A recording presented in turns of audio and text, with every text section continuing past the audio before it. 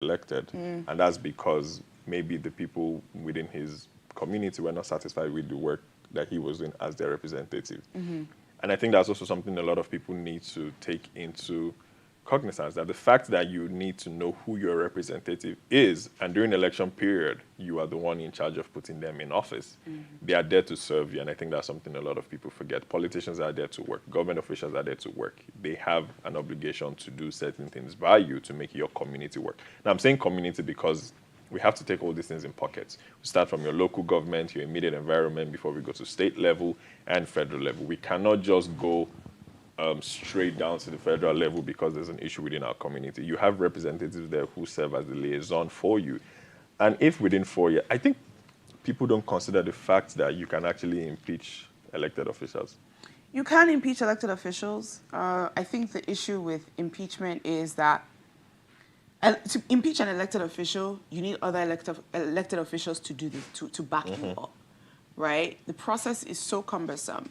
I remember even in America when Trump was technically impeached. He was not technically, he was impeached. He was impeached, but he was not impeached because it takes another level and layer. And it's a club. Politicians will never do to each other what they don't want people to do to them. Because when you think about it, that's why when you think about the concept of people, the fact that the word politics has become, a synonym for playing games. Because when they say, don't play office politics, you got to play politics in your office to get to where you are. What does that mean? It means that you need to be like this. It's not as straightforward as people see it to be. So legally, yes, someone can be impeached, but are they really going to impeach themselves? No, they're not. But the disadvantage of that is we would be stuck with an individual who is not concerned about us or the affairs, and we're just going to leave things in our own hands, which actually brings me to reports that we are actually just getting. This is past 11, and there are some polling units that do not have INEC officials there. Does that mean that election is not going to happen in those polling units, or election will be delayed, or INEC will still stay on their 2:30 closing day margin? And there's also the fact that in some polling units as well, reports is that there are armed security there. And I think this is a bit sad for individuals who recently just had to go through the whole EndSARS trauma. Not a number of people have recovered from that, also because we don't have a functioning society whereby we have people who are talked through or treated for trauma situations. Now, what people are doing is, yes, we know that the plan from the government is to have a free and fair election, but we're not having a situation whereby people are voting in a comfortable environment. Now, you have armed security there, which can only sense that or give the inclination that there's going to be potential violence. People are going to be agitated and a little bit anxious to vote, which would mean that if people do end up voting in a not so calm and safe environment, they might make mistakes when they're having to do their thumbprint. So we're going to have to go back and say that for as many of you who are at the polling unit or those who are making their way to their polling units, please know that you have to vote with your thumb within the box. If not, your votes will not be counted, and at the end of the day, it might affect the overall outcome or results of the election. So it's easier for us to say here for people not to get agitated, for them to remain calm, not knowing what they're going through presently. But if you see, and also I would like to say, don't be afraid, regardless of what it is that we've gone through in the past. Security forces are there to, for lack of a better word, help defend you or resist any violent situation that happens. But at the same time, you also need to be on guard. Pay attention to your environment, listen to what's going on, have a pulse check of the environment, know what's being said or how people are moving. Pay close attention. Do your duty. When it's time for you to vote, and then just go back into your house. Because to be honest, for quite a number of people on the ballot box, it's more or less a do or die affair for them. Regardless of how everybody's being calm about it, nobody likes to lose. And you don't want to know how far people would go to win an election. So while nothing is being confirmed yet, please don't add to the anxiety and also pass fake information on the internet that just makes people more agitated. So the one thing we are trying to do is have people calm, safe, and yes, we know being alert and being aware is the focus, but at the same time, information is very receptive. People would not take information the same way you are passing it on. So if you're going to communicate anything on social media, please pay attention to the tone in which you are using to communicate the issue. At the same time, if there is any outburst of violence in the situation or in the environment that you're in, please let us know as well, so we can save people and as well let the authorities and the INEC officials know, so immediate action can be done. If it is that they're going to cancel the election, let us know ahead of time so plans will be made for that election to be redone. Because at this point, every vote must count. Everybody who is at the polling unit must vote. As many people who have their PVC who have come out has to vote. And we're not going to, for lack of a better, but we hope that we have a high voters turnout this time around. Because this election is actually very crucial to us. We're going to keep saying the same thing. There are a number of issues that Nigeria has faced over the last few years. Insecurity, economy, corruption, fuel subsidy, unemployment, it is a whole lot. And I don't think for us as individuals, if we want to still remain sane, I don't think we should have to go through the same cycle over and over. It makes no sense for us to be so accustomed or so used to bad things happening to us. I mean, Fela sang it many years ago. The fact that the things Fela spoke about are still very valid today, suffering and smiling. You can't explain that to anybody in any sane society. I'm going through pain. Fire is literally burning me. I would make a joke out of it. It's not. I do not think it's a healthy way to live. We shouldn't be so familiar with pain. We are just ready to take or accept anything that is being given to us. So yes, please, try your best to, come out and vote. And, there's a question I actually want to ask. Apart from the situation and everything that's going on in the country, do you think people really know why they're voting for their candidates? Because someone said not all, if we are being honest, none of the candidates on the ballot boxes is a saint. So do you think people know why they're voting for their candidates? I'm going to answer that question when we come back. We do have 5 things to know at your polling unit. And basically, we just want you to know exactly what's going to be happening when you get to the polling unit. Number 1, you are going to be given 3 ballot papers, which is pretty much talks to the point that Adekunle just wrote. Rose in that. Do you know your candidates? Do you know that you're not just voting? You're not only voting for the president. You're voting for other things. You're also voting for National Senate Assembly and House state legislature. Number 2, number of votes must tally with the number of registered voters. It has to, which is the reason why we ask that when you're at your polling unit, please go ahead and make sure, you are allowed to stay the whole time. You don't have to leave. Nobody can chase you away. There is no name of parties, of the candidates on the ballot. There's only party names. And that raises an interesting point about what's currently happening. I did see a message and a tweet where it was saying that the Labour Party, which this was already yesterday, the Labour Party is not on some of the ballot papers. The Labour Party had already raised that issue and said that we are not on some of the ballot papers, which I know that some states and some constituencies do not have Labour candidates. So they're not going to appear on the ballot papers. But the ones that people were raising concern was in Lagos State, where there's a candidate for that specific constituency. I think it's something Labour Party actually needs to come out and address, because at this point in time it's election. Nobody is going to leave the mandate of making sure election goes through peacefully and focus on parties that are not available. I think what the Labour Party reps need to do is come out and let people who want to vote for you know the situation on ground.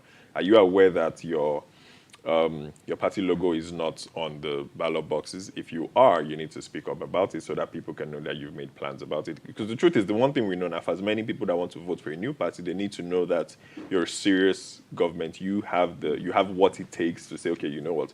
When people vote you into office, you can lead them to the path that they think you can lead them on. If you're not aware, you need to also voice out as well. So as many people who want to support you and want to join you in that fight can know that, okay, this is what we need to do. Because today, everything that matters is your thumbprint on the ballot boxes. Social media cries and whatnot would not achieve that. So we need as many people within the Labour Party to come out and let us know that this is the situation on things, this is what they are doing about it, and this is what they can do about it. So we can know where we're going from there. I mean, when you think about it technically, at the end of the day, that means that, INEC has done a disenfranchisement of any candidate, any party that does not have their people. They feel like the people who would want to vote for them don't have the right and the ability to cast the votes for them. That makes me nervous. Also, the other thing we want to let you guys know is once all the votes are tallied at the polling unit, the results will be announced at your polling unit. The votes that are collated from ward to ward, local government, of course, they're going to finally head over to the national, which is what we were talking about earlier, that there's going to be a full count. I want us to go back to what is happening in terms of INEC, and it seems as if it feels a little bit disorganized, INEC. Feels a little disorganized. I remember... INEC said they are ready for the election. I think it they are all was sorted out. It was 2019, the election was postponed, or was it 2015? It was 2015. It was 2015. It was 2015. I remember it was that. 2015. It was fully postponed. And I remember the disappointment I felt. Election was supposed to be on Valentine's Day. Yeah, it was supposed to be in February, and then they moved it. You know, and INEC decided, the chairman, Mahmoud Yakubu, said, okay, that he's ready and he wants to go ahead today. The role that the cashless society, CBN's cash policy, has played into this election is very interesting. I did see that INEC chairman had mentioned that, you know, they appealed to CBN and they said, guys, we need cash. Most of what we do is transfer, but there are a lot of communities. Again, we want you guys to remember that, like, Nigeria is 36 states, and the unbanked, the people who are not in the banking system, it's a lot. So INEC had appealed to CBN and said, you know, we really, really need cash to be able to do a few logistics and things like that, you know, to make sure that our INEC officials are able to get what they need done, and CBN had actually provided the cash. So they said, because I'm trying to think to myself, why is it that at 11 o'clock, these guys are not there yet? People are saying that INEC officials are not at their polling unit. What could possibly be the reason for that? Because I'm assuming that materials have been dispersed to a place that's close to the polling units, and from there, mobilization should just be easy. Should happen. Is this early signs of election malpractice? You know, when you think about it, there's only one job in one day. You guys are if you had 4 years to plan for it, there shouldn't be lapses and loopholes. But then again, I think that they definitely need to push up on that, because that means that we're already, some polling units are already about 3 hours behind schedule, because accreditation is supposed to happen from 8:30 till 2:30. Apparently, and voting. So I know I watched when Atiku Abubakar did cast his vote. So he did the thumbprint, turned green, casted his vote. In less than 2 minutes, he was out. It's a fast process. It is a fast process. I remember when I voted, and that was even before BVAS. It is a fast process. It's in and out. Once you do it, you do it. And that was then when you had to go and come back and stuff like that. Before, you know, you'd have to go and register, accredit, go and chill. Then you come wait back. When is your number? Maybe you collect someone's number in the queue. Say, bros, please call me when it's your turn, so I'll come back out and everything. But still, definitely, the election can't end at 2:30. I'm not sure when they're going to put out the communication, but they need to expand it, because you're saying the election will be over in, what, 3 hours? No, it's not. It's not possible. It's not going to be over. But you know, even with the 2:30 time, the thing about it is, I don't think they don't have to put out a communication. The reason why I say so is because the rule is that as long as you're in the queue, so that means as long as you get into the queue before 2:30, it doesn't matter. You have the right to vote. So it's not like once it's 2:30, you stop. No. Stop. So that means that if you are already there, INEC and the INEC officials, they have to do what they have to do. So I don't know if they're going to feel the need to say, oh, election has been postponed to... The only thing is, the only thing they might need to do is they might need to say, no, because when you think about it, people were told 8:30 to 2:30. So that means that most people would have gotten there before 2:30. Before 8:30. Yeah, so at this point, it's just that making sure that everyone that's around gets what needs to get done. My goodness. You haven't answered my question. Yes. Do you think people know why they're voting for the candidates? No, of course not. I mean, and this is a normal thing. This is a normal thing in that, which is why they really say voter education is really, really important. Because when you think about what's happening, I think I have come to the conclusion that I understand the role that our education system plays in the way we think about Nigeria. We're very, tell me who to vote for, tell me why I should vote, tell me what to do. You know, there was a whole debate online about whether or not popular social media, like celebrities, should come out and, you know, say who they're voting for. I've always been of the opinion that I think celebrities, you know, the gift and the privilege of why you're a celebrity is that you can influence people. And I think that that's what influence is for. Like, I don't believe that your influence should just be about making money. Yeah. Number one. Number two, I see the way other democracies work, and they stand behind their political candidates. They endorse their political And they tell you why. And they tell you why this is what they're supporting their candidates. In Nigeria, the reason why people don't do that is because we've seen people do it, and it comes back to bite you in the butt later, right? So we'll give an example of our president that's going to be leaving office very soon. People who supported Buhari, people who supported and campaigned for Buhari, people who worked for the campaign, they have literally barely been able to ever recover socially. Yeah. And I say socially because it has not affected their actual lives. I think sometimes we get confused. We think that, because you something cancel cancels someone someone on social media, they can't move on with their life. moving on with their life. That's what I was saying You about know. people forgetting that their tenure in office is limited. But in Nigeria, it doesn't feel like your tenure in office is limited. It feels like you will find a way to stay in the swimming pool of politics forever. No, but especially the ones who are there on the basis of an appointment. Oh yes, I definitely. mean, if you were like just SFA, exactly, and those are the ones that go hard and support their candidate. And Those now, are the ones that work overtime. They didn't do it by the people. It's literally by someone opening your mouth and say, "Okay, you'll be here." The same way you say, "Okay, you'll be here." Okay, you must leave. So they have to work for the loyalty. that's the reason why they behave the way they behave. At the end of the day, at what cost? Because yes. the cost would have to be your integrity, because you are sacrificing a whole lot about your personal values and belief to say, you know what, I'm going to put all that aside, and I'm going to give all my support and throw the full force of my weight in influence on this one person that I think, and I don't really think most of them come from a perspective of this is the person to take Nigeria to where we want it to do. I think it's more of a case of when this person gets into office, this is what I would benefit. And I think that's the driving force that actually influences people to do the things that they do. Most of them. Because when you think about it, and I think this cuts across board, right? Everybody likes to associate and affiliate with success. Not everybody would wholeheartedly say, this is a sinking ship, I'm going to go down with the captain. And I don't think there's anything wrong with wanting to associate with success, but you'd also have to consider the fact that the decision you make, especially as an influential person, would touch lives. It would reach so many people. Because I'm not going to lie, I'm going to create a scenario now, for example. So let's say you, as an influential person, you campaign and you support one candidate.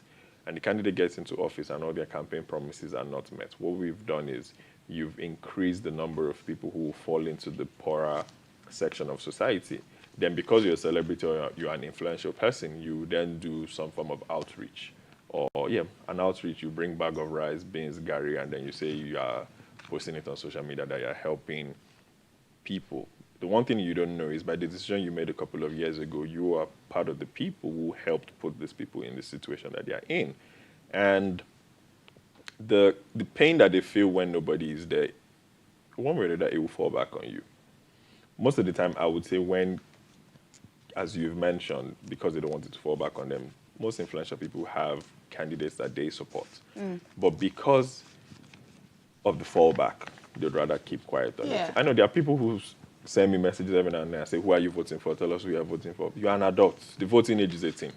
You as an individual should be able to know who you want to vote for. I think, and I want to say, the reason why I often bring up America is because it's one of the oldest democracies. And I think that, when Nigeria decides to become a democracy, people were trying to think about countries like America that will say, technically, out of 10, maybe they're a democracy on a scale of 7. They're probably more successful than most other countries. Now, the thing about it is that this thing actually happens in other countries. In that now, especially in America, when you think about how polarized politics was when Trump was in power, and you remember the people who went to go and sing and perform at Trump's inauguration, they literally lost everything. Yeah. They cancelled. Yeah. They were literally cancelled. Now, the reason is because when you think about what Trump represented for so many people, in the same vein, there's that energy that's happening with this specific election, in that you'll see that a lot of popular people generally are aligning to one specific candidate, which is Peter Obi.